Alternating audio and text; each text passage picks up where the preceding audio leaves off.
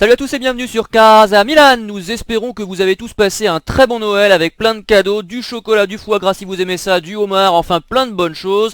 Et nous vous présentons aujourd'hui notre habituelle émission spéciale trêve hivernale avec le premier bilan, les tops, les flops, l'évolution des choses côté coulisses. Nos analyses c'est maintenant avec Gila, Nico et Tom. Salut à vous. Bonjour. Salut à tous. Allez Gila, c'est parti pour ton allocution traditionnelle, très attendue comme toujours, à quelques mois des grandes échéances. Nous sommes tout oui. Exactement. Alors, le Milan donc a terminé plutôt son année avec beauté, donc avec une super Coupe d'Italie, donc qui est venue clôturer une première partie de saison globalement satisfaisante, car le Milan donc après 17 journées, donc la 18e se disputera en février face à Bologne, est actuellement 5e de Serie A, donc j'étais parmi les personnes assez sceptiques en début de saison vis-à-vis en tout cas de ce que pouvait produire le Milan durant la saison qui nous attendait, donc au regard du mercato et celui notamment qui nous avait bien déçus. Mais force est de constater donc que le Milan est 5e, un bilan plutôt honorable donc avec 10 victoires, 4 défaites seulement et 3 nuls. Ce qui n'est en soi pas mal du tout, car le Milan reste à quelques encablures du podium, donc n'est que 5e à cause de son match de retard. Donc c'est un bilan véritablement positif, je trouve. Et une nouvelle fois, ce n'était pas forcément prévisible, car le Milan avait une nouvelle fois changé d'entraîneur à l'intersaison. En l'occurrence, Vincenzo Montella donc a posé ses valises à Milan. Et après quelques tâtonnements en début de saison, il semblerait que l'ancien technicien de la Fiorentina ait trouvé la formule, en tout cas du point de vue humain, car il dispose enfin d'un groupe véritablement soudé, comme on a pu le voir notamment lors de la Super Coupe d'Italie. Chose qui manquait les saisons précédentes, notamment même sous les ordres de Mihajlovic. Donc tout n'est évidemment pas parfait. En tout cas, le Milan est actuellement sur une belle lancée. Et s'il continue justement sur cette lancée, il pourra vraisemblablement, je pense, atteindre son objectif initial qui était d'accrocher l'Europa League. Et pourquoi pas la Champions League, mais là encore, ça dépendra d'un certain nombre de paramètres d'ici la fin de la saison. Mais pour le reste, le bilan du Milan est donc on ne peut plus positif et clairement encourageant pour la suite. Et tu penses pas que le Milan aurait pu finir deuxième sans le penalty raté par Nyang et sans cette fin de première partie de saison un petit peu décevante quand même, parce qu'il y a eu le résultat à la Roma, on aurait pu faire mieux, et puis ce dernier match nul, là 0-0, pas terrible, non? T'es pas un petit peu déçu quand même qu'on soit que cinquième? Parce que t'as l'air vraiment en extase là, Gila. J'ai pris possession de mon corps.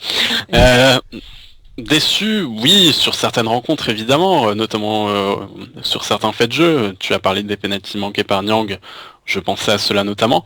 Après, comme on dit, avec des si on pourrait refaire le monde, on pourrait revenir au penalty, à l'action manquée par Nyang à Barcelone en 2012. Donc honnêtement, j'étais quand même assez loin. Bon, j'imagine qu'on va parler de Nyang un petit peu, mais enfin, c'est pas le sujet, mais simplement préciser que oui, cinquième, c'est peut-être mieux que ce que certains auraient pu imaginer, mais ça aurait pu être encore mieux. Je crois qu'on avait les moyens de finir deuxième cette première partie de saison, on était très bien parti pour, et après cette finale de Super Coupe, gagné évidemment contre la Juve, même si c'est au tir au but, c'est pas vraiment gagné, mais enfin remporté en tout cas, et puis ce match qu'on a remporté également championnat, toujours face à la Juve qui est première. Bon, on avait le droit d'espérer mieux, mais c'est Nico qui prend la parole maintenant et qui, j'en suis sûr, va ternir ce bilan très positif de Gila. Ah non, pas du tout. Ah non? Au contraire, je te trouve terriblement dur. Ah mais d'habitude c'est toi, on inverse les rôles. Oui, mais avant on était 8 ou 9e à mi-saison. Genre là, Ouais. on est quand même 5e du championnat avec une journée en moins par rapport aux autres équipes. Ça veut dire que si, comme je dis, avec des si on fait le monde, mais si tu gagnes ce match en retard, je crois qu'on passe deuxième. Ou troisième, pardon, troisième. Donc c'est très bien, on remporte un trophée, alors oui, une coupe en bois, mais un trophée contre la Juve, quand même. Au penalty en plus. Au penalty, je veux dire, en faisant un match, en faisant encore un deuxième très bon match contre la Juve. Je veux dire, alors oui, on a perdu contre la Roma, à Rome, avec une histoire de penalty. On a fait 0-0 contre Bergame, mais faut pas C'est deux oublier... fois quand même ça Nico, ça ternit un petit peu le truc, non? Oui, mais faut se rappeler les matchs en début de saison qu'on a gagné, que peut-être on a aussi gagné avec une décision arbitrale un peu en notre faveur, ou des coups du sort, parce que la Lazio, en début de saison, le match à la Sampdoria, on disait, il y avait tout qui nous réussissait, on avait la baraka. Cette baraka, elle a un petit peu tourné sur la fin de saison. Mais bon, je trouve qu'on est à notre place dans ce championnat. La Roma et le Napoli ont quand même des effectifs qui sont plus forts que les nôtres, selon moi. Donc c'est normal que ces deux équipes soient devant nous. Je pense qu'avec le résultat de la Super Coupe d'Italie, ça va mettre vraiment une bonne ambiance dans ce groupe qui marchait déjà bien. Et je pense que Milan peut faire vraiment une deuxième partie de saison. Je vais être très positif. Je pense que ce trophée peut vraiment lancer pleinement la saison du Milan. Et je pense qu'on sera vraiment pas loin de la troisième place, réellement. Je pense pas qu'on l'aura, mais ça va se jouer à 2-3 points selon moi. On est pas mal et je vois, pour moi, on va retrouver l'Europe la saison prochaine, au minimum l'Europa League, et qui sait, peut-être essayer de faire un beau parcours en Coupe d'Italie, essayer de donner un nouveau trophée. On voit qu'une Super Coupe d'Italie en bois, à partir du moment où c'est face à un rival, ça crée, franchement, j'ai sauté au plafond chez moi. Eh bah dis donc Nico, tu m'épates. Non mais tant mieux, c'est bien, on finit l'année tranquillement, c'est Noël, on est content. Tom, partages-tu cette bonne ambiance? Oui, oui, je la partage, hein. C'est première partie de saison très positive. On n'était pas beaucoup à l'envisager, à part Mehdi, forcément. Mais on finit cinquième, mais avec un match en retard, où on est quand même dans la zone au moins Europa League, donc dans le top 5, voire davantage, parce qu'on a quand même été dans le top 3 pendant quelques journées, je sais plus combien exactement. On a le meilleur nombre, enfin le meilleur total de points depuis l'année où il y avait Ibrahimovic, Thiago Silva et compagnie. Donc c'est-à-dire que depuis, ça fait quoi, 4 ou 5 saisons, je sais plus, on n'avait jamais atteint le cap des 30 points à la mi-saison, et là on y arrive avec un match en retard. On serait un peu malheureux de se plaindre, un peu pointilleux, ouais, de se plaindre pour un tel total. Franchement, avec l'équipe qu'on a en début de saison, moi, j'aurais jamais parié voir le Milan à 33 points à la mi-saison. Bah l'équipe Alors type est oui, pas mal quand même, il n'y a pas de remplaçant, mais l'équipe type est plutôt intéressante. oui, elle est intéressante, mais comme le dit Nico, pour moi, la Roma ou le Napoli, c'est quand même bien au-dessus de nous, tant au niveau du 11 type qu'au niveau des remplaçants. Nous, on a quand même un effectif très bancal, c'est-à-dire où dès qu'il y a un ou deux absents ou blessés, on voit de suite la différence, ce que l'on ne voit pas dans les autres équipes. Oui, ça c'est vrai, ouais. Et donc voilà, franchement, on s'en sort vraiment très bien et Montella et toute l'équipe s'en est très bien sortis et on peut les féliciter parce que on passe les Noël ravis avec une belle cinquième place où on peut viser au-dessus comme le dit Nico et avec en prime une victoire. Ouais, pareil, même si c'est une coupe en bois, ben, De ça reste, prestige. ouais, c'est une victoire de prestige. C'est une deuxième victoire d'affilée contre la Juve, qui quand même, c'est histoire aussi de montrer bah, que le coup du sort avec la frappe de Locatelli, bah, c'était pas qu'un coup du sort, c'était pas qu'une victoire.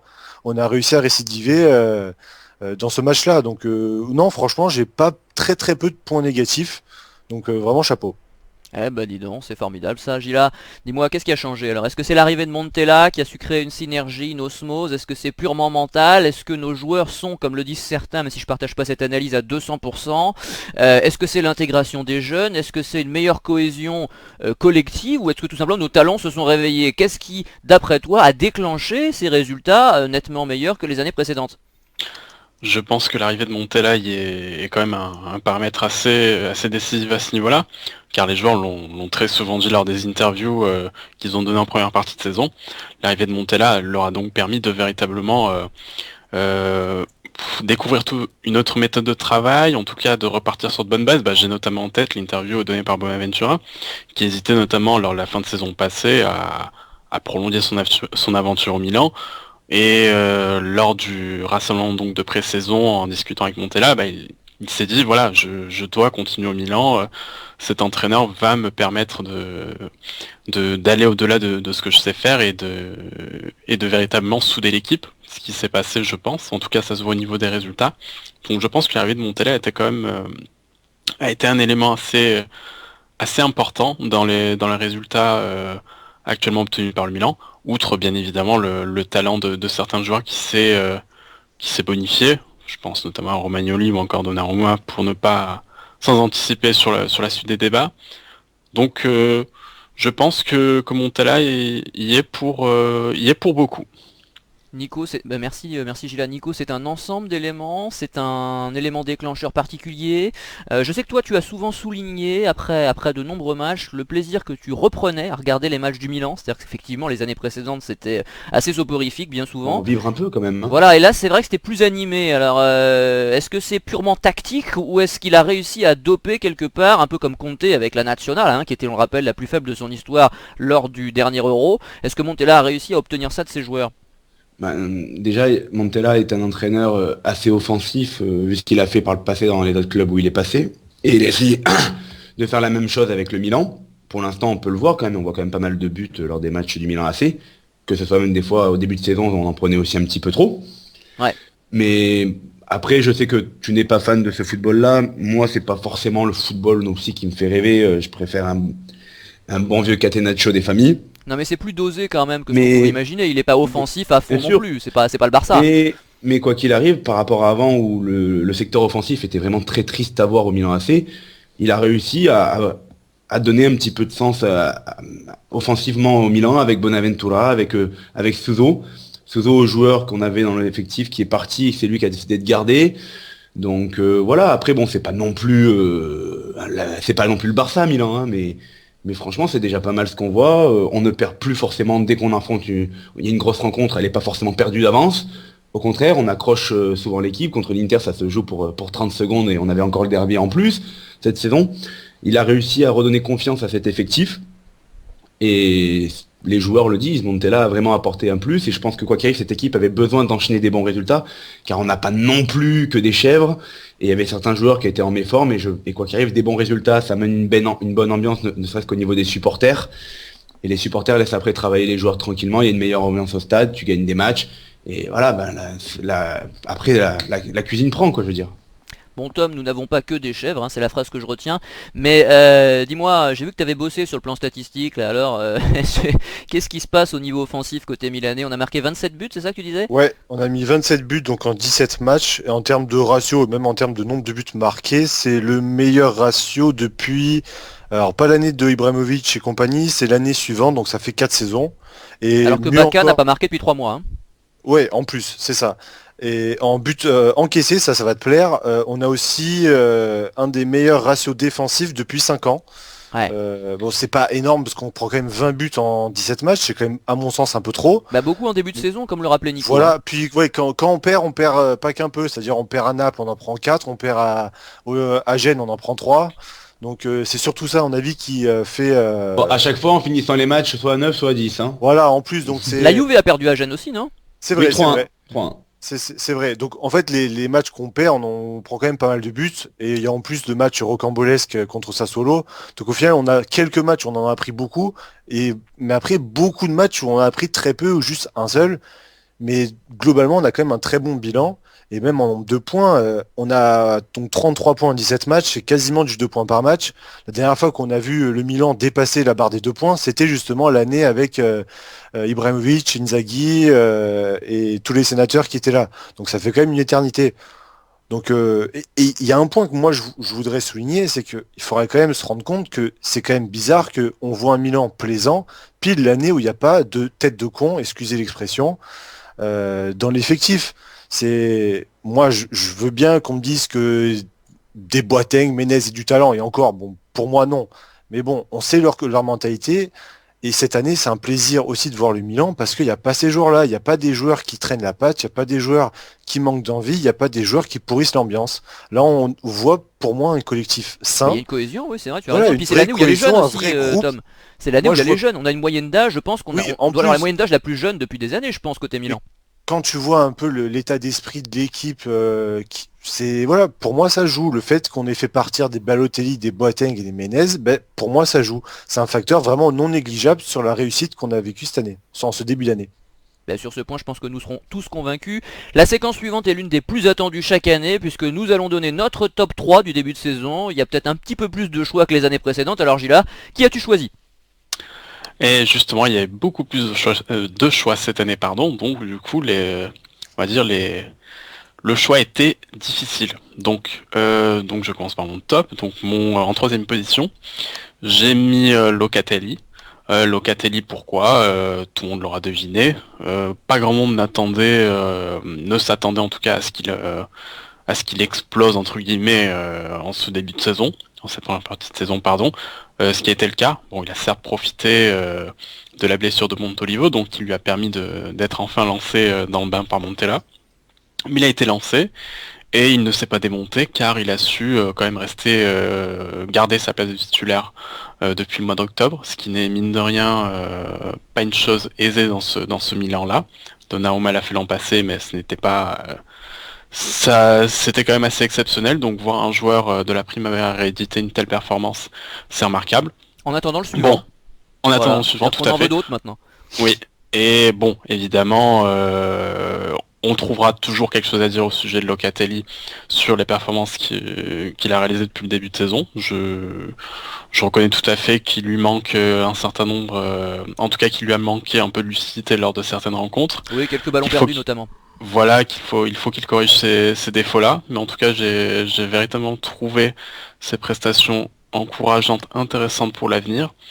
Et pour un joueur qui est à peine majeur, il me semble, c'est une très bonne chose et un poste quand même assez exposé. Donc Montolivo a été sous le feu des projecteurs pendant un certain temps au regard de ses mauvaises performances. Locatelli a repris le flambeau à un poste quand même assez exposé et de manière véritablement intéressante, encourageante. Donc il mérite amplement sa 3e position Et il tient le coup dans mon physiquement, top Gila. C'est-à-dire que aussi. comment dire, il résiste aux défis physiques de gens qui ont parfois, je vais pas dire 2 fois son âge, c'est un peu trop, mais 1 fois et demi son âge. Donc ça veut bien dire qu'à 18 ans, bientôt 19, Tom, tu nous dis dans 2 semaines, c'est ça à peu près? Ouais, à peu près, il est né en janvier, je crois. Voilà, il va avoir quand même 19 ans dans 2 semaines, eh bien, il tient la dragée haute à ses adversaires, et ça c'est impressionnant. C'est-à-dire qu'il n'y a pas que la palette technique, il y a aussi la capacité physiquement à s'imposer. Honda, lui, n'y est jamais parvenu, il est beaucoup plus âgé. Enfin, on va écouter ton Tout à numéro fait. 2. Tout à fait. Donc en position numéro 2, j'ai choisi Donnarumma. Donc ce choix paraîtra assez convenu pour certains. Je n'apprends pas grand-chose à nos auditeurs en le mettant en 2e position, donc en rappelant ses très bonnes performances. Car malgré tout, on a tendance à s'y habituer. Donnarumma s'est installé de manière durable dans les cages du Milan, suscite l'intérêt de pas mal d'écuries. Mais voilà, il a su rester à son tour régulier. Et je note surtout qu'il a été décisif, car je ne compte plus le nombre de rencontres, notamment en début de saison, où il a vraiment su s'imposer, lorsque la défense milanaise tanguait parfois un peu. Et il faut mettre cela à son crédit, car il a su rester régulier dans ses prestations. Bon, on a souligné lors de quelques émissions d'après-match certains de ses défauts, notamment son jeu au pied, chose qu'il devra bien évidemment améliorer. Mais c'est un détail au regard de ce qu'il a produit depuis le début de saison. Donc pour moi, Donnarumma en 2e position. Et en 1re position, j'ai nommé Suso.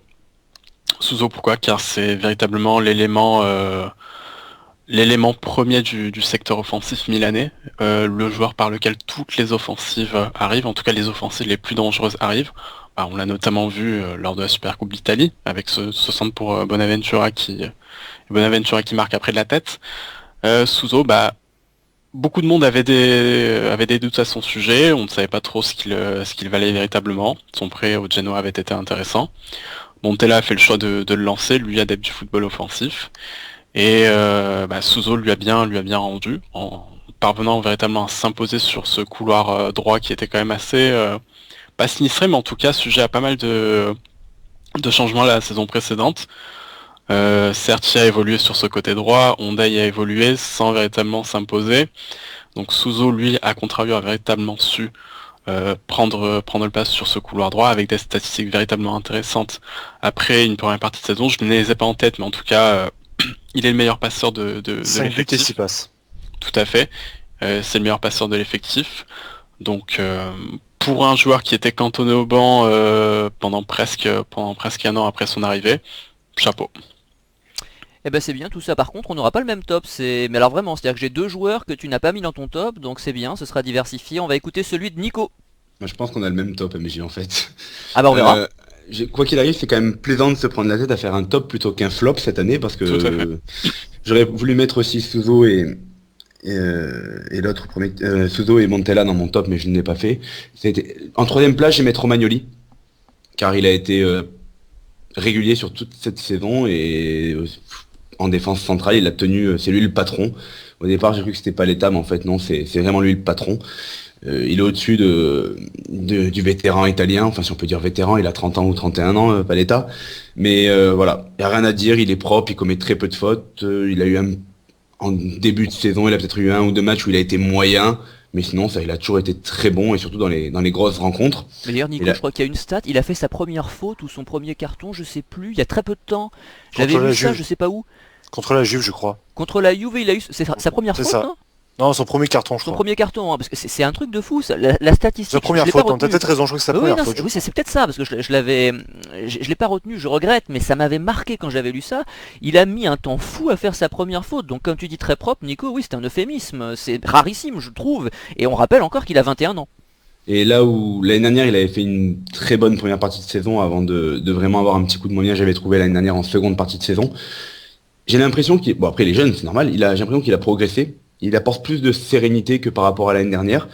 Et je le vois moins, je pense pas qu'il va nous faire la même deuxième partie de saison que l'année dernière. Je pense que ça va être comme avec l'équipe, il va continuer à ce niveau-là et être le patron de cette défense centrale Il est au Milan mieux AC. épaulé, Nico, ça aide quand même, parce Bien que sûr, même si certainement, mais Paletta... t'as Ah oui. entièrement raison. Bien Ah sûr, oui, ça donne confiance aussi, parce que même s'il est au-dessus de Paletta, qui avait très bien démarré et qui a un peu baissé, oui, c'est pas Euh, Zapata, oui.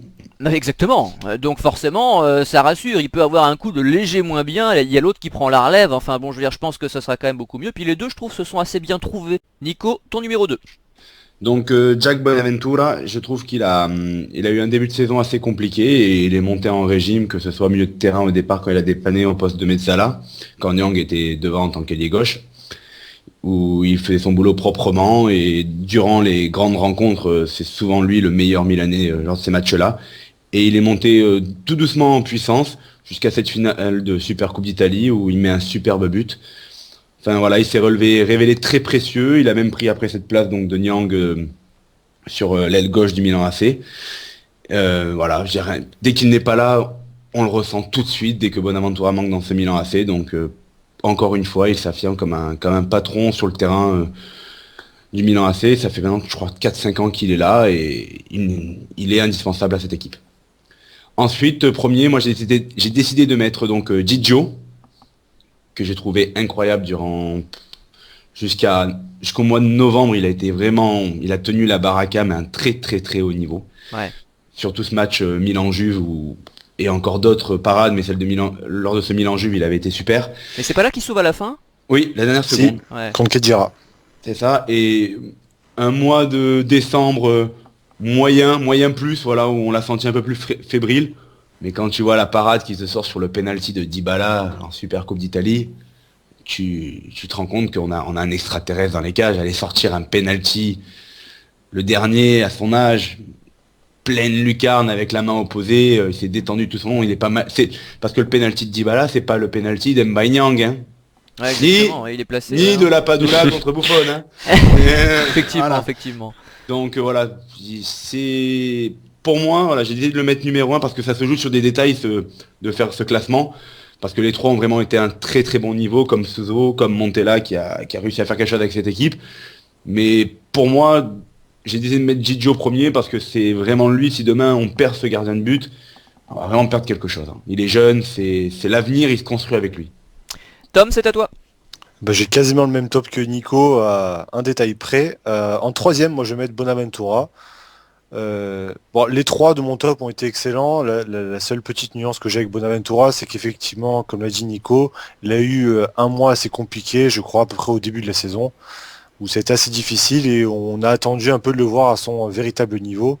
Mais après, une fois qu'il est à ce niveau-là, enfin, c'est le patron. C'est le patron, c'est le leader de l'équipe. C'est plus encore que Suso, qui certes a été éblouissant ces derniers mois.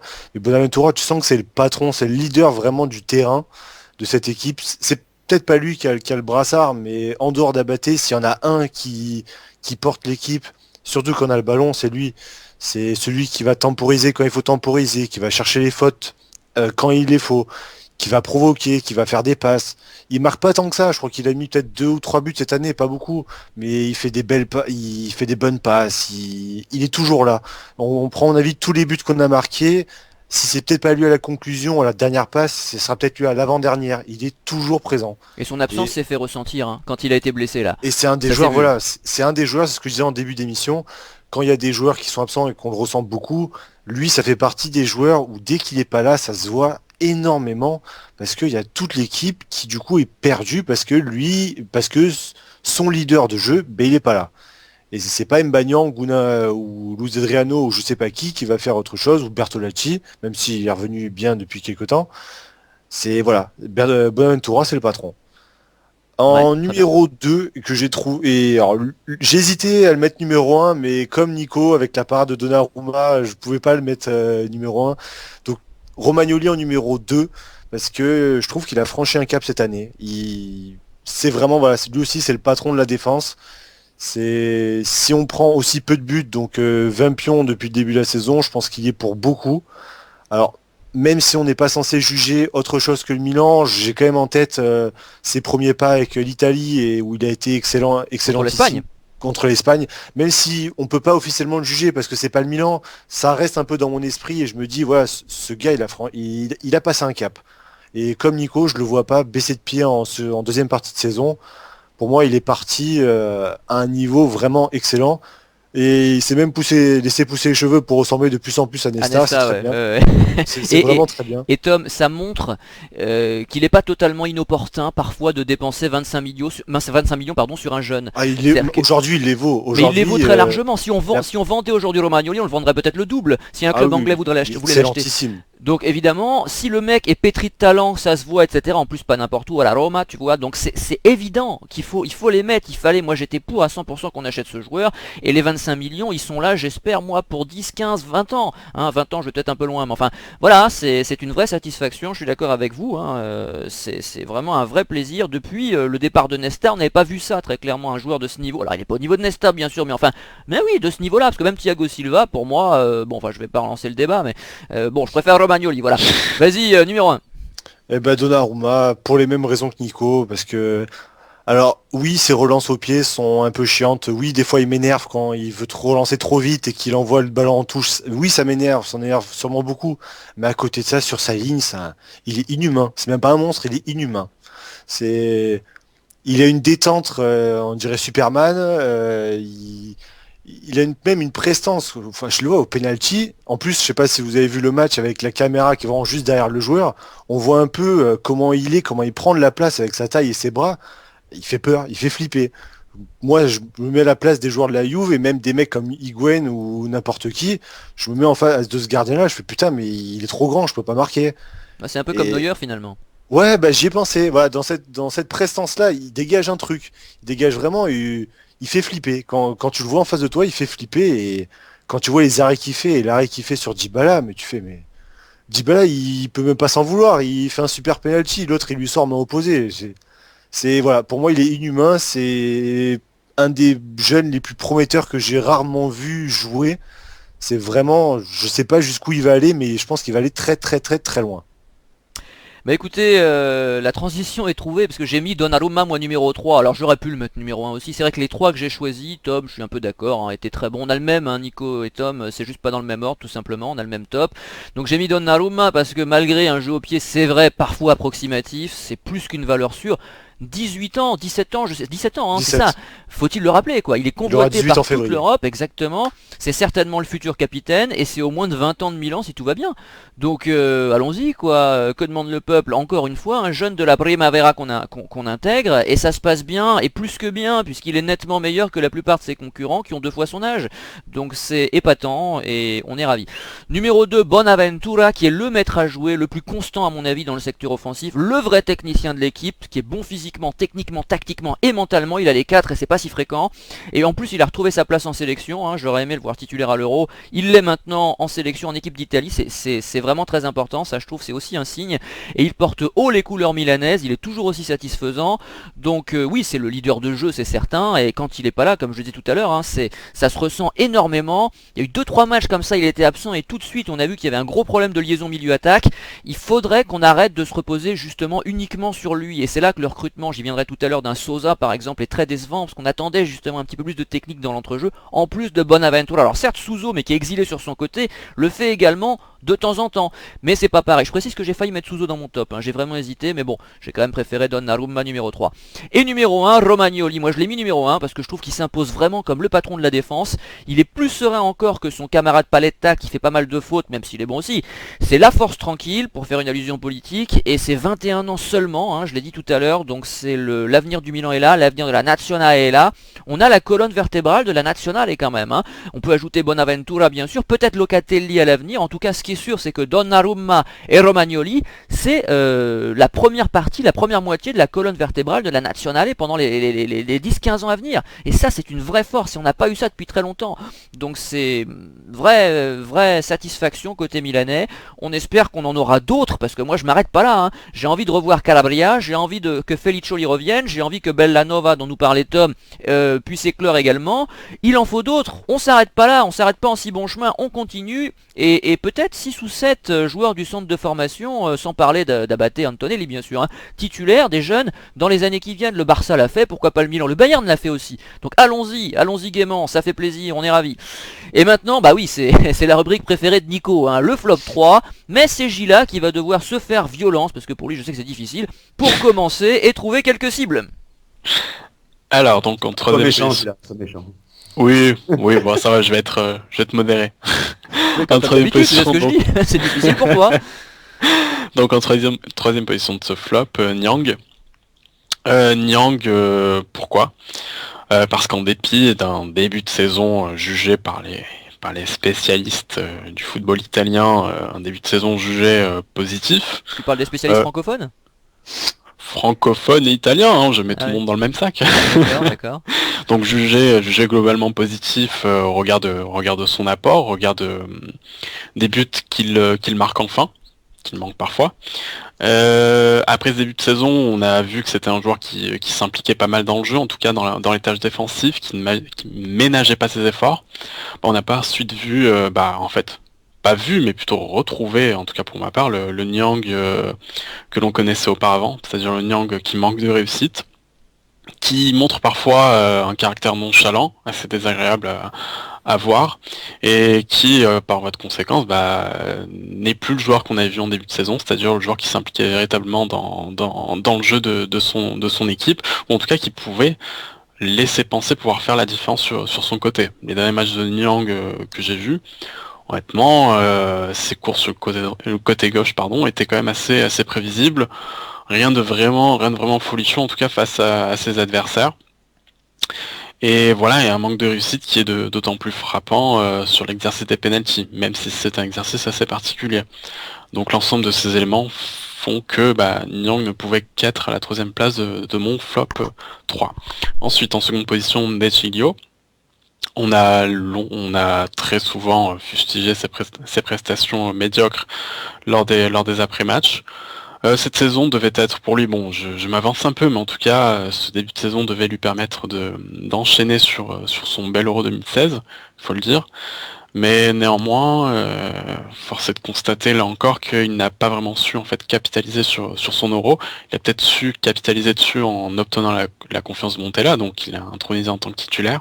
Il a certes été aidé par les absences d'Antonelli, mais en dépit de son statut de titulaire, il n'a pas véritablement su en fait montrer autre chose que ce qu'on avait vu de lui la saison passée, c'est-à-dire un De Sciglio qui a été une nouvelle fois assez emprunté sur le plan offensif. On n'a pas vu beaucoup de centres de sa part véritablement faire mouche en cette première partie de saison. En tout cas, j'ai pas en tête une action véritablement décisive émanant de son côté. Défensivement, c'était parfois assez fragile. En tout cas, il dégageait pas la sérénité nécessaire qu'il se devrait de montrer sur son côté. Donc malheureusement, cette première partie de saison est un peu dans la lignée de ce qu'il avait montré les mois précédents. Donc, il a eu de la chance qu'Antonelli se blesse en plus, parce que ça l'a aidé, ça. Il n'y a pas eu réellement de concurrence en début de saison, donc comme tu l'as dit, il aurait pu s'installer et avoir, enfin justement, mentalement, si tu veux, la sérénité, quoi, quelque part, parce que Antonelli, là, du coup, revient le titiller, et on voit la différence entre les deux, N'en déplaise à Nico qui, j'en suis sûr, aura l'occasion d'en parler tout à l'heure. Tout à fait. Mais en plus de ça, on disait que Desilio manquait de confiance sous Mihailovic. Bon, l'environnement ne l'aidait pas. Mais Montella lui a quand même fait confiance. Il a en plus de ça eu la blessure d'Anthony qui était quand même assez longue. Donc il avait vraiment la possibilité de s'imposer sur la durée. Mais ce n'a pas été le cas malheureusement. Et enfin, donc en première position de mon flop, Baka. Pour moi, il a été logique de le mettre à cette première position car donc lui de son côté se devait de confirmer en tout cas son statut de leader. C'était quand même en début de saison le joueur sur lequel tout le monde comptait. La Padula n'était n'arrivait que pour faire le nombre, en tout cas ne s'attendait pas à ce qu'il puisse disputer plusieurs matchs en tant que titulaire. Or après un premier match quand même démarré en trombe avec un triplé, il s'est ensuite totalement éteint. Son dernier but remonte quand même au mois d'octobre, début octobre face à Sassuolo. Et depuis, il est muet. Je ne compte certes pas les 3 matchs où il était blessé, donc entre la fin novembre et début décembre, donc tout récemment. En dehors de cela, on a découvert un joueur qui était quand même assez qui était agaçant, encore plus agaçant qu'à son habitude, car l'an passé on avait quand même entrevu ses limites techniques, mais il compensait avec un certain réalisme. Or cette saison c'est totalement l'inverse, il manque de réussite et en plus de ça, son déchet technique se voit d'autant plus. Et puis un défi à l'éthique aussi, parce qu'il préfère aller voir un match à Séville qu'à Milan. Tu vois, je sais plus quand c'était ça. Tout à fait. Bah oui, tu m'étonnes. Ça avait fait polémique à ce niveau-là. Donc l'investissement du joueur est remis en cause. Voilà, l'ensemble de ces éléments font que l'avenir de Baka est encore remis en cause. Pourtant, il avait obtenu des garanties à l'intersaison sur son rôle au sein de l'effectif. Or, il n'a pas su confirmer toutes les attentes placées en lui. Donc malheureusement, Baka doit logiquement figurer en première position de mon flop. À propos de la Padula, je tiens à signaler quand même, à rappeler que j'étais l'un des très rares à souhaiter un meilleur temps de jeu pour lui en début de saison, à souhaiter le voir plus souvent titulaire et à y croire, parce que je pouvais pas croire qu'on ait des stats aussi impressionnantes en série B et qu'on passe subitement de ça à nul en série A. Voilà. Et il est en train, c'est le chouchou du public, on le rappelle, la Padula. Alors on est dans le flop là, qu'on n'est pas censé parler de lui, mais enfin comme on parlait de Baka, faut quand même comparer. Il s'impose lui sur le terrain, c'est-à-dire qu'il rate pas ses contrôles, il rate pas ses passes, il y a une vraie présence, il sait bousculer les défenseurs, et puis de temps en temps il y a un but. Et peut-être même que si, faudrait qu'il les tire différemment évidemment de ce qu'il a fait contre Buffon l'autre jour, mais enfin peut-être même que s'il avait tiré les 2 pénaltys de Nyang, il aurait 2 buts de plus au compteur. Je dis ça, je dis rien. Nico, c'est ton tour. Je veux juste dire un truc sur Carlos Bacca, car je vais me faire l'avocat du diable. Attention à la deuxième partie de saison de Carlos Bacca. S'il reste au Milan, Mehdi est parmi nous. S'il reste au Milan, je pense qu'un peu de concurrence va lui faire le plus grand bien. Et je pense, la Padula, je l'apprécie beaucoup, mais la Padula, on s'enflamme très vite pour 3 matchs. C'est tout ce que j'ai à dire. On verra pour Bacca. On a joué que 3. Oui, mais dans les 3, il y en avait un et demi qui était pas dingue. Sur 3. Ouais, mais attends, entre pas dingue et mauvais, il y a une marge. Le problème, c'est que Bacca, tous ses matchs sont mauvais. La Padula, quand il est pas dingue, il est bon. Je veux juste défendre Bacca sur une chose. Bacca a joué toute la saison, du peu qu'il a joué, avec Nyang sur le couloir gauche. Ah oui, je te dis pas que c'est facile de jouer avec Nyang. Lui, la Padula joue avec Bonaventura et Souzo. Non, c'est vrai. Et c'est vrai que contre la Juve, il lui a manqué du réalisme, mais je l'ai déjà trouvé beaucoup plus en jambes contre la Juve que ce qu'on avait pu voir avant le début de saison. Il a raté 4 occasions, c'est ça? 3 occasions franches. 3 occasions, voilà, c'est beaucoup quand même. Oui, bien sûr, c'est énorme, ça le ressemble. Bon allez. Alors, Nico, numéro 3. Abaté. J'y ai pensé en plus. Moi, il m'a fortement déçu cette saison. Alors, il a eu un début de saison vraiment très très mauvais. Il finit la saison en étant moyen correct, en sachant le match contre la Juve, ça a été le plus mauvais Milanais sur le terrain contre la Juve. L'Atalanta, c'est le meilleur par contre. Oui, mais après il a fait 2-3 bonnes prestations. Je ne lui enlève pas ça. Ce qui se passe surtout, c'est qu'Abaté a un rôle de vice-capitaine à la base, vu que c'est Montolivo quand même le capitaine.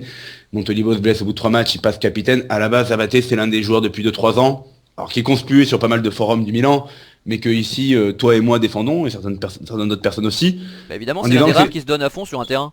Je trouve que voilà, c'est une valeur sûre. Après, oui, on lui reproche certaines choses sur le plan offensif, mais en général, défensivement, c'est quelqu'un on a toujours mis ses qualités de vitesse, qui lui permettaient souvent de rattraper des situations dangereuses et de récupérer au cas une bêtise d'un de ses coéquipiers en défense centrale. Mais non, là, cette année, je l'ai trouvé mal placé sur pas mal d'endroits. En début de saison, il y avait une statistique qui était terrible, c'est que quasiment tous les buts qu'encaissait le Milan, ça venait du couloir d'Abaté. Donc voilà, moi j'étais très déçu de sa part. Alors il a il y a peut-être certains ont été plus mauvais que lui, mais vu son niveau et le rôle qu'il a dans cette équipe, je m'attendais à beaucoup mieux de sa part. Mais t'es d'accord avec moi? Enfin, je suis d'accord avec toi sur le début de saison, hein, d'ailleurs. Enfin, depuis un mois et demi, il revient quand même plutôt bien, hein. Depuis un mois, il est correct. Ah, moi je Je dirais vais pas plutôt dire, correct. je vais pas dire bon, il est correct. Il y a eu un match où vraiment, je crois que je crois que t'as raison, c'est contre l'Atalanta, j'y étais, où il a vraiment Contre été. l'Atalanta, c'était le meilleur. Même contre la Juve en championnat, il a été très bon. Et puis, non, quand tu dis rattraper les erreurs de ses coéquipiers, etc., il le fait de plus en plus. C'est-à-dire que moi, j'ai l'impression qu'on est en train de retrouver Abaté et qu'en deuxième partie de saison, Enfin, le comme problème l'année qu'il y a avec dernière. Abaté, c'est que si maintenant il va lui falloir 6 mois pour arriver à être en forme, ça va être compliqué pour les Ah, mais je prochaines pense que saisons. c'est sa dernière saison comme titulaire. Enfin, on Mais, verra. je pense que, mais je pense que c'est pas fini, ça que je veux dire. C'est-à-dire qu'en deuxième partie de saison, moi, je suis convaincu qu'on retrouvera l'Abaté de l'année dernière. Il en a pris le chemin en tout cas. Ensuite, en numéro 2, Nyang. Car franchement, j'y ai cru. Je le dis, allez, j'y ai cru en début de saison. Après ce match contre le Torino, quand j'étais dans les tribunes, je me suis dit, allez, peut-être une saison, ils vont avec Montella qui lui fait confiance. On va peut-être réussir à tirer quelque chose de ce joueur. On a eu un bon mois de septembre. Et après, petit à petit, il a commencé à tomber jusqu'à finir dans les abîmes. Avec des matchs et ces 2 pénaltys ratés coup sur coup. J'ai peur que lui, vraiment, ça lui mine la saison, ces histoires de penalty. Et après, bon, on en a parlé plusieurs fois dans les émissions d'après-match. Il est prévisible. Ses qualités principales sont quand même la vitesse. Mais bon, il prend personne de vitesse. C'est l'un des seuls joueurs qui arrive à se dribbler tout seul, quand même. Hein, faut quand même le remarquer. Il a Poli aussi. Il y a Poli aussi. Il y a Poli. Ouais, Poli est quand même dans un rôle défensif. Lui, il est là pour apporter du danger. Ouais. Mais non, là, franchement, Nyang, il paraît que Leicester est toujours intéressé. J'espère que ça va se faire, mais se disant, on parle d'un renouvellement pour lui. J'avoue que j'aurais du mal à comprendre quelque chose. Mais voilà, c'est un joueur. S'il part, je crois qu'il n'y a pas grand monde qui va s'en plaindre. Il a été pris en grippe, je pense quand même par le public, par ses dernières prestations, et ça ne se sauvera que par des buts. Donc voilà. Après, c'est quand même un joueur qui est assez égoïste devant les cages, mais qui est pas bon en plus pour les mettre au fond. Donc on verra pour la suite, mais je pense que cette seconde partie de saison va vraiment se cantonner pour lui pour un rôle de remplaçant, à moins qu'il y ait une blessure, parce que le mercato, on nous annonce pas grand chose, à part un petit jeune italien qui serait là pour faire la doublure de Suso. Ensuite, Orsolini, c'est ça? c'est ça, j'ai entendu Ouais. parler, je sais pas ce qu'il vaut, mais Je connais pas d'ailleurs. Ouais. Galliani a dit qu'il serait très bien en doublure de Suso. Voilà. Et ensuite, pour finir, numéro 1, j'ai décidé de mettre Galliani, car D'accord. ce mercato est complètement raté, encore une fois, quand même, mine de rien. La Padula, pour l'instant, est une bonne surprise, mais on l'a que trop peu vu quand même. Pasalic, pour moi, est une bonne surprise aussi. Ah, tu Mais le trouves sinon- bon, toi, c'est vrai. J'ai jamais compris comment, mais d'accord. Hein, déjà, il nous a rendu la monnaie, il a mis le penalty vainqueur en Supercoupe. Non, après, voilà. Mais sinon, surtout, je parlais de Sosa, qui est arrivé dans un rôle de... C'était la recrue du Milan pour cet été. Au final, il joue pas. On parle même déjà d'un départ. Et puis quand il joue, c'est pas terrible. Hein. Et quand il joue, c'est pas dingue. Ouais, exactement. Mais voilà, c'était la recrue phare du Milan. C'est raté et c'était quasiment prévisible. Il suffit pas, la preuve, on n'est pas des professionnels, hein, mais on avait quand même tous annoncé ici que ça allait être... Il y avait de grandes choses que ce soit un bide. Ah oui, on l'avait dit. Oui, je vais en parler tout On à a, l'heure d'ailleurs. on a Vanjoni qui a pas joué une seule minute depuis le début de saison, qui Et on va l'avait dit partir aussi. aussi. Enfin, pas qu'il jouerait pas, mais qu'il serait mauvais. Enfin, qu'il avait pas Voilà. le niveau. Il va Et partir, ensuite, oui, qui va partir aussi. Et le troisième, et j'attends de voir parce que bon, il a pas de bol, mais bon, mine de rien, c'est quand même raté. C'est Mathieu Fernandez qui est constamment blessé depuis le début de la saison. Donc ça fait quand même, à part la Padula et Pasalic, qui ont vraiment un rôle dans cette équipe, qui jouent un rôle dans cette équipe, on a quand même 3 joueurs dont sur les 3, il y en a 2 qui vont déjà partir et un qui est constamment blessé. Ça prouve quand même que le mercato est raté et qu'encore une fois, le peu d'argent qu'on a, on l'a quand même mal dépensé. Allez, Tom, c'est à toi de te lâcher. Bah, j'avais en flop spécial exactement la même chose que Nico au sujet du mercato. Je rajouterais juste Gustavo Gomez que Nico a oublié. Je l'avais oublié, ouais. Mais les moyens, qui est vraiment assez moyen aussi. Puis même quand on voit que un de nos meilleurs joueurs c'est Suso qu'on a bazardé au Genoa l'année dernière, moi ça me fait quand même doucement rigoler. Mais donc du coup je vais pas réagir sur ce qu'a dit Nico parce que je suis entièrement d'accord. Et Saponara qui marque contre nous chaque année. Hein. Oui bon Faut le après dire lui il a un peu de mal cette année donc pour une fois je vais pas trop dire quelque chose sur lui. Alors en flop 3 je vais choisir Nyang pour grosso modo les mêmes raisons que Nico et Gila. C'est un bon mois de septembre, il faut le reconnaître. Je vais pas dire que j'y ai cru parce que j'ai toujours été très sceptique sur ce joueur, mais je me disais pourquoi pas, peut-être qu'il peut me donner tort et peut-être que je vais pouvoir fermer ma bouche, arrêter de le critiquer. Donc en septembre j'y ai cru et puis plus rien. Et il a commencé à devenir de moins en moins bon en frisant le pathétique le mois et demi restant, là donc de mi-novembre à maintenant, où il jongle entre les blessures, les maladies où il joue quand même, mais au final il est nul, les pénaltys ratés, qu'il prend des mains de son coéquipier pour au final tirer un pénalty sur le gardien. Il se dribble tout seul, voilà. Il nous fait la totale depuis 1 mois et demi. Et j'aimerais bien revoir le New York de septembre, mais je l'avais dit aussi après les premiers matchs contre le Torino. J'avais dit, ok, c'est très bien, c'est un bon match, mais après on le connaît, c'est un bon match réussi pour 10 ratés. Mais grosso modo, on est dans ce ratio-là. Il a dû faire 2-3 vrais bons matchs en septembre. Et depuis octobre, c'est vraiment entre médiocre et pathétique. Donc au bout d'un moment, il faut arrêter l'affaire, quoi. Il faut le vendre. Il faut qu'il se réconvertisse en coureur de 100 mètres. Je sais pas, il faut qu'il fasse quelque chose, mais qu'il arrête de porter le maillot du Milan, parce que je commence à en avoir marre. En numéro 2, ça va être Bacca. Bacca parce qu'on en attend plus, parce que j'ai vu quelqu'un, en plus d'être en difficulté, de rater des occasions, des contrôles, des passes, j'ai vu quelqu'un pas souvent très motivé. Et le contraste est effarant quand on voit la Padula, c'est que le pressing, Bacca, il a un peu de mal à faire l'effort un peu que demande Montella. Lui, je sens que ça coince un peu. Alors, c'est un bon joueur, ça reste un mec qui a prouvé, qui a fait des très belles choses à Séville, mais il n'est pas aidé effectivement par la présence de Nyang sur son côté. Mais on en attend quand même bien plus d'un mec sur lequel on a claqué 30 millions l'été dernier. C'est peut-être avec la petite nuance où je veux aussi faire pendant un instant l'avocat du diable, c'est que j'ai regardé l'année dernière, il a mis 8 buts à la mi-saison, là il en met 6.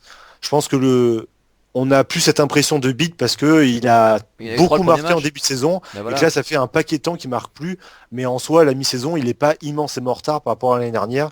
Donc j'espère que Nico a raison et qu'il va nous claquer 10 pions s'il reste sur la phase retour. Et en numéro 1, je suis d'ailleurs très surpris que personne ne l'ait cité, c'est Kučka. Alors, autant l'année dernière, moi je l'avais trouvé relativement correct, et encore je suis gentil, on va dire plutôt surprenant au regard du peu d'attente qu'on pouvait avoir sur lui, autant depuis le début de la saison, je l'ai jamais trouvé bon, mais jamais, pas une seule seconde, pas un seul match je l'ai trouvé bon.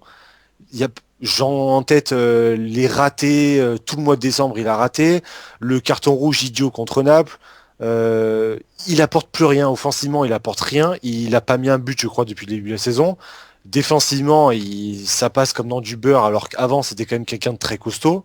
J'ai vraiment très peu de souvenirs de lui en étant vraiment convaincant, en tout cas sur ce début de saison. Le seul souci c'est qu'on a vraiment personne à part lui. Et je pense que ça va finir par être compliqué si jamais on arrive à recruter un mec à sa place ou que Pasalic se révèle être un bon défenseur, enfin bon dans le travail défensif. Parce que moi, Kučka, je commence vraiment à en avoir marre. Et je suis d'ailleurs étonné que personne ne l'ait cité, parce que je le trouve vraiment très mauvais depuis le début de la saison. Ouais, j'ai souvent, pour ma part, souligné ses mauvaises prestations. Maintenant, je pense qu'il y a pire, simplement. Mais effectivement, tu l'as mis numéro 1, bah, c'est bien. C'est la diversité, on est pour ça. Alors en ce qui me concerne numéro 3, comment dire, je trouve qu'on n'a pas été gâté par nos latéraux cette année, entre les blessures d'Antonelli et Calabria, qui est toujours pas revenu d'ailleurs, j'espère que ça a pu être très long, le mauvais début de saison d'Abaté, il faut le souligner, on l'a dit ici, Abaté quand même qui revient bien depuis un mois comme je l'avais annoncé d'ailleurs, j'avais dit qu'il finirait par revenir, je suis convaincu que ce sera encore mieux en janvier, et donc celui que je choisis, puisque c'est Deschilio, le problème avec Deschilio c'est que ça s'éternise en fait, et que le vase a débordé il y a longtemps déjà, donc j'ai juste envie de dire vive Antonelli, puis Felicioli, puis Bellanova, enfin tous les autres, tous les jeunes issus de centres de formation qui peuvent jouer à ce poste-là et qu'on a envie de voir, comme on a vu Donnarumma, Locatelli, on en veut d'autres, comme on dit. Je pense que Deschilio a grillé tous ses jokers et que maintenant, il faut que Monsieur Montella arrête les frais et j'espère qu'en attendant l'éclosion du nouveau jeune, Antonelli tiendra le poste à gauche. Il est nettement meilleur, ça s'est vu dès qu'il est rentré. Comme il est resté blessé plusieurs mois, Antonelli, et ben son match de rentrée, tout de suite on a vu la différence, quoi. En plus avec une frappe sur le poteau à l'angle là sur la lucarne, qui aura pu faire mouche. Donc non, Deschilio terminé. Bon, numéro 2. Bacca pour son involution, ça avait très bien démarré c'est vrai, mais on voit que mentalement il y est plus, il a la tête ailleurs, et les statistiques de ces derniers mois n'aident pas évidemment, et puis bon, pas marquer c'est une chose, mais pas savoir contrôler un ballon, ni faire une passe en retrait dans la surface, c'est juste exaspérant quand on est devant son téléviseur, donc ça suffit, place à la Padula qui est le chouchou du public, et qui lui ne démérite jamais, c'est-à-dire que même quand il marque pas, on a envie de l'encourager, parce que Bacca il a un côté diva qui n'a pas les moyens de l'être, et c'est vraiment, vraiment énervant. Et numéro 1, alors, il joue peut-être pas énormément, mais comme on l'avait annoncé comme la recrue star et que moi je m'y étais opposé, je cite Sosa, qui est pour moi un imposteur. C'est donc une recrue dont nous avions annoncé l'échec, une recrue trentenaire. J'ai dit qu'il fallait pas recruter au-dessus de 25 ans, je dis ça depuis 3 ans. Selon moi, quand on renouvelle, quand on reconstruit, on doit recruter sous 25 ans. C'est un axiome pour moi, c'est une évidence. Et pour moi, il n'a rien à faire dans cette équipe, donc j'espère que nous débarrasserons de lui rapidement. Alors évidemment, il y a des gens à citer, il y en a plein sinon. Il y a Honda, Luis Adriano, Vangioni, mais enfin j'essaie de parler de joueurs qui jouent. Même si Sosa n'a pas joué beaucoup, on comptait sur lui, enfin l'entraîneur en tout cas comptait sur lui, il a déçu, il a rien montré, et comme on l'avait annoncé, je le cite, voilà. Nous passons à la troisième et dernière partie de l'émission, les perspectives, objectifs chiffrés, à la fois sportifs et financiers, les éventuels transferts. Que va-t-il se passer d'ici septembre? Gila, on sort la boule de cristal et la liste de vœux. Alors la boule de cristal est sortie, et que pourrait-on dire à moyen terme donc sur le Milan? Déjà mise à jour en ce qui concerne la session, donc avec une session donc qui a été reportée, en tout cas sa réalisation définitive, qui a été reportée au mois de mars prochain. Donc d'ici là, ce sera l'attente à nouveau. Et en attendant de voir si cette session se réalisera de manière définitive. Dans tous les cas, pour rassurer tout le monde, le Milan a déjà perçu 200 millions d'euros, donc qui ne seront pas restitués si l'affaire venait à capoter. En tout cas, en théorie. Et moi je rêverais, tu sais, je l'ai dit l'autre jour, qu'on garde les 200 millions et qu'on vire les Chinois. Ça ce serait, mais alors, mon truc ultime ça. Ah bah l'histoire est plus compliquée, pas sûr que Fininvest les remette dans le Milan qui est pour lui un gouffre sans fond. Ensuite, en ce qui concerne davantage le plan sportif, comme l'a annoncé Galliani, donc conséquence de la session qui ne s'est pas réalisée à temps, donc qui était prévue pour le mois de janvier, le mercato hivernal sera en fait dans la veine de ce qui s'est produit cet été, c'est-à-dire un mercato véritablement low cost, fait de prêts à gauche à droite et de quelques opérations surprises si elles venaient à se présenter pour le Milan.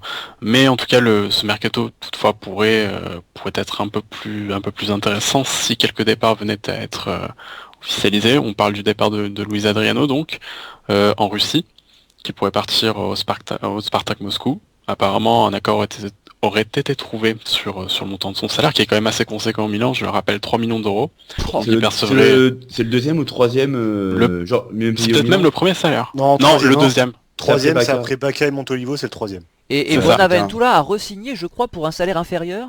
Oui. C'est incroyable. 2 millions, je crois, pour Mais c'est incroyable, où est la logique? Ah bah la logique, c'est la logique de Galliani, donc qui s'était rué sur un joueur qui avait marqué je ne sais plus combien de buts en Champions League l'année précédente avec le 8. avec le Shakhtar Donetsk. Donc voilà. Mais Bonaventura mérite beaucoup mieux que 3 millions. Oui, C'est c'est surtout c'est notre meilleur joueur. beaucoup moins. Oui, Dans mais la on est sous- d'accord je que pense Luis que Adriano Zagalo mérite qui beaucoup mérite moins, beaucoup mais moins que de 3 Bonaventura re-signe, parce qu'il a re-signé cette année, là c'est récent, c'est il y a quelques semaines. Il a re-signé. C'est pas encore officiel. Ah, c'est pas encore officiel, mais c'est Non, des il faut 2 que les millions Chinois quelque valident. chose. Il mérite beaucoup mieux que ça quand même, c'est notre meilleur joueur. C'est sûr. Après, après la Non mais je salade comprends pas, interne, excusez-moi, hein, tous ces trucs Oui. financiers là j'y comprends rien. Oui, c'est sûr, c'est assez disproportionné, mais bon, il faut se rappeler qu'il disposait d'un bon salaire au Shakhtar, donc si le Milan voulait l'enrôler, il fallait se mettre au niveau. Malheureusement, le rendement n'a pas été à la hauteur, donc Luis Adriano pourrait partir. Comme vous l'avez évoqué tout à l'heure, Sosa pourrait partir sous la forme d'un départ définitif ou alors un prêt au pire des cas. Vangioni également, qui pourrait partir définitivement. Honda. Honda, par contre, Honda, ce n'est pas certain, il pourrait peut-être rester jusqu'à la fin de son contrat, donc en juin prochain. Il serait quand même bon d'en tirer quelques euros si possible en le vendant à un club anglais, club qui était intéressé Honda en Angleterre, par son profil. il va Les saisons voler. précédentes, c'était le cas. D'accord. Donc ça peut paraître. Il vend des ben, maillots, hein. Comment? Il vend des maillots, il fait venir des gens au stade, il fait venir toute sa communauté au stade. Non mais vous imaginez Honda face aux défenseurs anglais rugueux? Ah ça. Ça va être une Après, catastrophe. Enfin, bref. il y en a des fins qui jouent en Angleterre, c'est juste que lui, il a pas de talent, c'est ça le problème. Ah Oui, ouais, en fait, mais là- il compense pas vraiment avec sa présence sur le terrain, en tout cas son talent visible. Donc, comme je l'avais précisé auparavant, le mercato hivernal donc s'annonce quand même assez frustre. Il faudra pas s'attendre à de grosses arrivées. Bon, le mercato hivernal n'est pas fait pour cela. Donc il faudra s'en remettre à quelques coups. Et de manière plus globale, en fait, l'avenir du Milan est surtout conditionné à la réalisation de cette session, car justement, Galliani et Berlusconi pourraient enfin céder leur poste. Berlusconi pourrait rester dans le cadre d'une présidence honoraire. Honorifique, ouais, c'est ça, ouais. C'est ça, honorifique. Galliani quitterait définitivement le club enfin, donc sera remplacé par Fasson et un autre directeur sportif. Donc en fait tout est suspendu à l'heure actuelle à cette session, donc c'est quand même assez difficile de faire des projections sur le futur. Façon, c'est l'intériste, c'est ça? C'est ça, l'Interiste qui est passé. C'est celui qui a... Enfin, c'est l'anti-Maldini, quoi, voilà. On va résumer ça comme ça. L'anti-Maldini, après bon, il est passé par un certain nombre de clubs. Apparemment, son arrivée en fait au Milan, il y est parce qu'il avait fait des affaires en Chine, du temps où il était justement à l'Inter, donc il avait glané une certaine popularité, en tout cas une certaine connaissance du milieu du football en Chine et des milieux économiques. Donc c'est pourquoi il a été intégré dans le nouvel organigramme. Donc hormis des prédictions sportives, difficile à l'heure actuelle d'imaginer où en sera le Milan au même stade l'an prochain en fait. Tout simplement. D'accord, bon c'est assez intriguant tout ça, mais enfin je constate que l'organigramme futur est plus composé davantage d'intéristes que de milanistes. Moi ça m'étonnera toujours ça, et ça me révoltera toujours d'ailleurs. Nico? Tu veux parler de quoi? Du mercato c'est toi qui décides, c'est vaste ce sujet-là, vraiment tu peux y aller sur tes ambitions sportives, sur le mercato, comment tu vois les choses, les éventuels jeunes à venir, je ne sais pas, le mercato, le closing, les Chinois, tout ce que tu veux. Bon, j'attends de voir les Chinois, j'avoue que je sais plus trop à quoi m'attendre, donc je préfère rien dire. Le mercato, de toute façon, je suis dans le même avis que, enfin, j'ai compris qu'il allait se passer la même chose. C'est les transferts qui finaliseront les arrivées. Donc vu que la valeur marchande de nos joueurs, à part Bacca, sont assez ridicules, ça peut pas finaliser grand-chose. Hein. Luis Adriano est estimé à entre 4 et 5 millions d'euros, alors qu'on l'avait acheté il y a 1 an et demi à 7 millions d'euros, ou 8. Et Honda attendrait le mois de cet été pour partir, pour pouvoir avoir plus de propositions et partir où est-ce qu'il souhaite. Donc Honda devrait rester encore 6 mois. Niang, le club ne compte pas s'en séparer à moins d'une très grosse offre. Donc à part Bacca, mais bon, Bacca, par le PSG, il y avait Barcelone qui était un moment intéressé en tant que doublure. Il y a plus grand monde qui se bat dessus pour mettre les 30 millions. West Ham, est-ce que West Ham va mettre 30 millions? Peut-être les Anglais, c'est avec les Anglais, hein. Il y a que les Anglais qui peuvent. Maintenant, si on perd quand même Bacca, il faudra le remplacer. Tout à fait. Par qui C'était la question. Après le mercato d'hiver, il y a rarement des bonnes pioches dedans, quand même. Hein. Donc en défense on a ce qu'il faut, dans les cages on a ce qu'il faut, il nous faudrait peut-être un milieu de terrain et un ailier, ou dans ces cas-là une pointe en fonction si on perd Bacca, mais sinon Bacca la Padula ce sera largement pour finir la saison, ce sera très très bien. Et sinon sur le plan sportif, qu'on reste dans l'objectif comme elle a dit minimal qu'a donné Montella en début de saison, qui est l'Europa League au minimum. Et pourquoi pas un beau parcours en Coupe d'Italie, soulever un trophée en fin de saison, c'est toujours sympa. On affronte le Torino en début de saison, début d'année, à la maison. Et si on passe le Torino, il y a de fortes chances que ce soit la Juventus de Turin à la maison, donc pour avoir une troisième rencontre encore contre la Juve, et pourquoi pas les taper une troisième fois cette saison. Je sens que tu seras au stade, Ah, ça c'est sûr que si à Milan, je serai. J'imagine. Tom, alors dis-moi, avant de te donner la parole sur tous ces sujets, petite question déjà, Orsolini tu connaissais, et deuxièmement, Felicioli appartient-il toujours au Milan? Alors, Orsolini, oui, je connaissais, parce que l'année dernière, en fait, avec la Primavera d'Ascoli, il avait été le meilleur joueur. Je crois qu'ils font un bon parcours à la Primavera, et en grande partie grâce à lui. Je crois qu'il met 17 ou 18 buts en 21 matchs, ou un truc, et plus 10 passes, une très bonne saison chez les jeunes. Et en fait, il avait fait aussi 7-8 matchs en série B. Et là, cette année, il a été promu dans l'équipe première et il s'est imposé. Et là, il a 4 buts et 4 passes depuis le début de la saison. Non, c'est un bon petit jeune. À voir après si c'est peut-être la hype un peu du moment ou si vraiment il a un gros potentiel. C'est peut-être un peu tôt pour avoir des certitudes sur celui-là. Mais en tout cas, il a un potentiel. Et en doublure de Soussou, ça serait un bon élément. Surtout que j'ai vu les prix, il est pas cher. Il rentrerait dans notre objectif de se renforcer pour très très peu d'argent. Il doit vraiment pas coûter. Ça va se faire. J'espère, parce que plutôt qu'avoir un Honda à payer une blinde en salaire et qui fout plus rien à part ramener des Japonais dans les tribunes, avoir un petit jeune italien remplaçant de Soussou, c'est dans les cordes, ça correspond à ce que voulait Berlusconi, un jeune et italien. Moi, je suis pour. Et c'est un énième contre-exemple pour tous ceux qui disent que tous les jeunes italiens sont chers. Oui, alors là pas du tout. Et pour Felicioli, oui, on l'a prêté avec. Alors c'est compliqué. Il me semble qu'on l'a prêté avec une option d'achat pour Ascoli, mais avec un droit de rachat du Milan. Enfin, en gros, le C'est Milan encore serait n'importe quoi, prioritaire. comme d'habitude. Mais et lui d'ailleurs joue aussi pas mal, parce qu'il est à 11 ou 12 matchs titulaires en série B, toujours à Ascoli d'ailleurs. Euh, donc voilà. Très bien. Et alors sinon? Concernant mes projections un peu pour la deuxième partie de saison, alors déjà je vais rester mesuré sur cette belle première partie de saison parce que j'ai souvenir que les 2 précédentes saisons, on n'était pas si mal non plus. Je sais pas si on était, je crois, 6e l'année dernière et l'année d'avant. Ah oui, avec Donc, soit- Milovic et Inzaghi, on s'est et complètement Inzaghi. effondré en deuxième partie de saison. Et voilà, exactement. On avait, j'ai les stats, on avait donc 28 points, donc c'est 5 points de moins enfin, on avait 5 points de moins la saison dernière, et on en avait 8 de moins, mais avec une journée de moins la saison d'avant. Donc grosso modo, on est un peu mieux cette année, mais on Mais n'est là pas aussi, non on a plus. une journée de moins.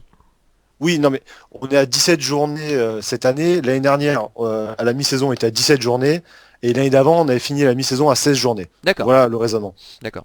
Donc on est un peu mieux cette année, c'est vrai, mais on n'est pas non plus 15 points devant le Milan de Mihailovic et 15 points devant le Milan d'Inzaghi.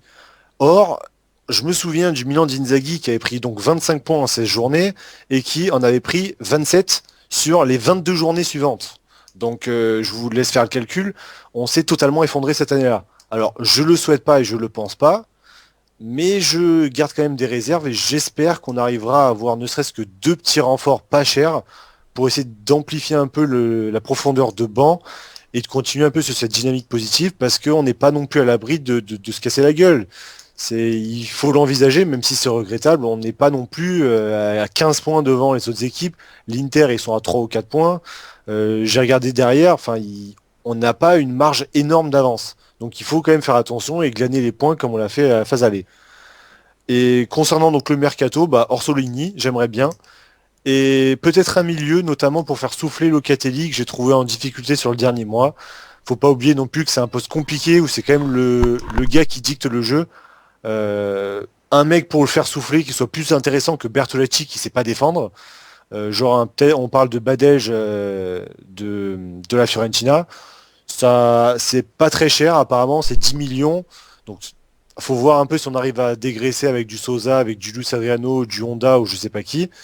Mais ça serait un achat un peu pertinent parce que c'est pas non plus un mec hyper fort qui bloquerait la progression de Locatelli. C'est un mec qui a un peu de la bouteille qui pourrait au contraire aider, C'est un aider bon petit joueur, Locatelli à quand même, hein. progresser. Oui, c'est un bon petit joueur, donc il pourrait avoir une turnover entre les deux en fonction des matchs, en fonction de la forme. Mais Montolivo va peut-être revenir. En Il revient. mars-avril. En Ah, mars, bah avril, voilà. et voilà. Et Montolivo à la rigueur, moi si En jamais chef il volante. revient, si jamais il revient qu'il est bon, ça, on est quand même dans le domaine des rêves là. Mais Montolivo, j'ai quand même le souvenir que quand Locatelli était rentré, que Montolivo jouait à la place de Kuchka, c'était pas si mal. Donc ça, c'est aussi une idée à garder en tête si jamais il revient en forme. Mais là, on part trop loin parce que c'est avril, c'est quasiment la fin de la saison. Et il y a un milieu de terrain qu'il faudrait recruter à l'avenir aussi, peut-être pour le mercato d'hiver, ça serait compliqué, c'est Pellegrini, qui lui a un vrai talent. Ah On oui, l'a vu clairement. contre nous. Et ce serait une excellente recrue. Bon, eh ben on va passer au mot de la fin avec Gila. Ce que je peux souhaiter pour la seconde partie de saison, donc, comme vous l'avez dit, un Milan qui demeure régulier, donc qui arrive à accrocher le podium. Et ce que je souhaiterais surtout, en fait, c'est enfin que la dynamique se confirme, à savoir lorsque l'on s'installe devant un match du Milan, que l'on ne s'ennuie pas et que l'on continue à prendre du plaisir et à avoir quelques émotions, comme ça a été le cas samedi passé, ce vendredi, lors de la Supercoupe d'Italie. Nico. Moi, le mot de la fin, ça sera un coup de gueule pour ce match. Ah bah tiens, t'as été de trop la- gentil pendant l'émission, il faut se rattraper. C'est un véritable coup de gueule contre la Supercoupe d'Italie, qui s'est jouée à Doha, qui est tout ce que le foot dont je déteste. Ils sont allés délocaliser ce match parce que bon, les Qataris ont payé pour deux matchs de Supercoupe d'Italie. Le match d'avant, ça avait été Juve-Napoli. Et on assistait donc à ce que je déteste le plus dans le foot, ça veut dire un match sans aucune ferveur, car il y avait quasiment que des gens qui habitent là-bas qui étaient au stade. Donc on en voyait, c'était du foot de consommation, on les voyait avec les écouteurs dans les tribunes en train d'écouter la musique, prendre des vidéos tranquillement. On entendait même les entraîneurs donner les consignes Ouais. sur le bord de touche, on entendait les joueurs parler entre eux des fois. Et je t'avoue que voir un Milan-Juve, parce que le match était bon, c'est ça qui est terrible, c'est que le match était bon, et toute cette atmosphère autour du stade Parce que le stade après était magnifique, pelouse magnifique, un stade grand luxe de 20 000 places, mais tout ce qu'il y avait autour du stade, ça nous a donné l'impression qu'en fait le match était lent, que moi ça m'a donné l'impression de voir un match d'entraînement, tu sais les matchs de pré-saison qu'on va faire aux États-Unis quoi, quand tu vois ces trucs-là à la télévision. Ouais, j'ai eu la même impression. Ouais. Et j'ai pas eu la flamme pour ce match-là. C'est venu au moment de la séance de tir au but que j'ai compris réellement parce que tu voyais les supporters, les ultra milanais que je vois au stade, qui étaient là, ils étaient pas nombreux, ils devaient être une cinquantaine. Que quand je les ai vus et les joueurs qui en fait se donnaient à fond, tu voyais que c'était important que ce match-là, il fallait le gagner parce que c'était le rival en face. Et même les joueurs pendant le match, ils se sont donné des bonnes torgnoles quand même. C'était pas un match où il y avait des cadeaux. Mais voilà, tu voyais Galliani avec Marotta qui était sur des grandes chaises. On avait l'impression que c'était des grands nababs qui étaient là. Enfin, c'était, je sais pas. Moi, j'avoue que c'est tout le football que je déteste. Il y a 4-5 ans, Milan avait joué la finale à Pékin. Au départ, j'avais trouvé ça ridicule car j'aurais voulu l'avoir à San Siro, la Super Coupe d'Italie pour Milan-Inter, ça aurait permis aux gens, les locaux, les gens du coin d'aller voir le match. Bah bien sûr. Mais quoi qu'il arrive, ce jour-là, ce match il s'est fait au Nidaigle à Pékin, donc un stade même de 65 000 places, et les Chinois ils étaient à bloc. Alors le foot, les Chinois, on sait qu'ils y comprennent pas grand-chose, entre guillemets, ça arrive, à ce moment-là ça arrivait chez eux, mais ils étaient tellement contents de voir des grands clubs européens là, qu'ils ont mis de la ferveur, ils ont chanté leur chant eux en chinois, mais je veux dire, il y avait une ambiance, tu vois, que les gens ils étaient debout, ils chantaient, il y avait des drapeaux, il y avait de la couleur, je veux dire, là il y avait rien du tout. C'était franchement, c'était pas du football, et quand je vois que le football, ils veulent que ça arrive, ils veulent faire ça de plus en plus. J'espère que la Coupe du Monde fera réellement un bid, et moi je la boycotterai une Coupe du Monde comme ça, parce que ce qu'on a vu là pour Milan-Juve, c'est ce qui va se passer pour la Coupe du Monde, parce qu'à mon avis, il n'y a pas grand monde déjà qui va y aller. Là-bas, ça va être très compliqué, parce que c'est pas leur mentalité le football, c'est tout. Voilà, pour eux c'est de la pub. Oui, bah ça c'est un avis que je partage entièrement, rien à ajouter à ce que tu viens de dire. Tom, alors Tom il paraît que c'est long, que ça va me faire plaisir. Alors je sais pas du tout sur quoi ça porte, mais je vais découvrir. C'est parti, Tom, c'est à toi. Alors, c'est une remarque générale sur le début de l'année en Italie, notamment en Serie A, c'est l'utilisation des jeunes joueurs et notamment des jeunes Italiens. Je trouve que cette année, il y a énormément de jeunes qui jouent. J'ai des exemples, c'est-à-dire les plus âgés, donc on va dire ceux qui ont 23, 22 ans, comme Belotti qui est à 14 buts depuis le début de la saison, Bernardeschi qui en a à 10. On a des défenseurs, on a Rougani qui joue, qui a 10 matchs, Touraro qui en a 15, Cataldi qui en a 10. Et que des bons là que tu viens de citer. Que des bons, C'est pas n'importe Benassi qui en lesquels, a hein. 16. Berardi, bon, c'est blessé, mais il était à 7 buts en 6 matchs. Donc là, je t'ai parlé uniquement des plus vieux. Là, puis il y a Romagnoli, évidemment. Il y a le petit Barreca, qui est latéral du Torino, qui est très bon. Il y a Sassuolo, qui a Sensi, Mazzitelli et Pellegrini, qui ont tous 21, 21 et 20 ans, qui jouent. Il y en a un, on a l'attaque aussi sur le côté là. C'est pas Politano, quelque chose comme ça. Politano, exactement, Voilà. Qui est très bon aussi. Hein. qui a marqué 5 buts. Donc on a Calabria chez nous, qui a fait quelques matchs. Donc là, je te cite la liste que j'ai sous les yeux. Il y a le petit Chiesa, qui est le fils d'Enrico. Ah, qui est un super joueur, Enrico Qui a Chiesa, que quand même j'adorais. fait 13 matchs et qui a marqué son premier but en Europa League récemment. Qui a joué titulaire d'ailleurs le dernier match lors du fameux match nul 3-3 contre le Napoli, qui était très bon. Il y a le petit Barella qui a 19 ans, qui a fait 17 matchs avec Cagliari. Je peux en citer des pleins, donc avec Locatelli qui en joue beaucoup. Il y a le petit Adjapong, toujours de Sassuolo, qui a 18 ans, qui a mis son premier but. Et après, je vais parler aux plus jeunes. Donc il y a Moiskin de la Juve qui a 16 ans, qui a fait 2 matchs. Là récemment, il y a eu le co-recordman qui s'appelle Pietro Pellegrini, qui a 15 ans et 8 mois, je crois, qui est rentré en jeu avec le Genoa. Évidemment, il y a Donnarumma. Et ça se répercute même en Série B, où il y a beaucoup, beaucoup de jeunes. Et cette année, alors peut-être que c'est un peu se jeter des fleurs, mais je trouve que c'est quand même un heureux hasard que depuis que le Milan lance quand même énormément de jeunes, je trouve que cette année, ça s'est répercuté sur beaucoup de clubs. On voit par exemple l'Inter, bon, même si c'est des étrangers, qui font jouer des jeunes de leur centre de formation, parce que là, je n'ai cité que les Italiens. J'aurais pu citer tous les jeunes de l'Atalanta. Il y a d'ailleurs le Ivoirien Kessié qui est un très bon joueur. Je peux continuer la liste pendant 10 minutes tellement il y en a. Faudrait voir les études sur la moyenne d'âge en Italie. Je trouve, à mon avis, je pense qu'elle est en baisse. Je pense que les dirigeants et les coachs se sont rendus compte que quand il n'y a pas beaucoup d'argent, peut-être que c'est mieux de pas acheter justement et de prendre des joueurs qui sont dans leur centre de formation plutôt que les prêter en série B ou en Lega Pro et d'acheter des Brésiliens, Ouzbeks, Moldaves ou ce que vous voulez, une blinde alors qu'ils savent pas aligner un pied devant l'autre. Là, je pense qu'ils se rendent compte. Et ça se ressent sur le niveau du championnat que je trouve sur cette partie de saison vraiment très élevé. Bon, toi, ça va pas te plaire, mais je le trouve assez offensif où ça marque beaucoup de buts. Mais c'est pas des buts parce que les défenses sont mauvaises, c'est des buts parce que les équipes veulent jouer et marquent. Contrairement à ce que peuvent penser la population globale, enfin les amateurs de foot, où on a tendance à dire que la Serie A est pourrie, que le niveau est moisi, qu'il n'y a pas de but. En attendant, hormis la Ligue espagnole, le championnat qui a le plus gros ratio en nombre de buts marqués, c'est la Serie A avec, je crois, 2,90 buts marqués par match. Donc voilà, si ça pouvait faire changer les mentalités, à la fois au niveau des jeunes et à la fois au niveau des buts, je pense que ça ne pourrait être que mieux. Il faut vraiment suivre ce championnat.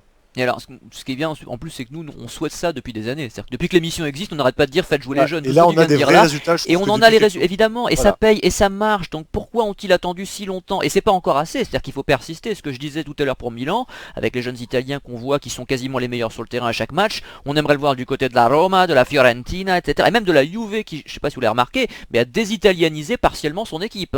Il y a de moins en moins d'Italiens côté Juve, et ceux qui jouent sont pas très jeunes. Bon, à part Sturaro, que tu as souligné, qui est très bon d'ailleurs. Donc, Eurogagné.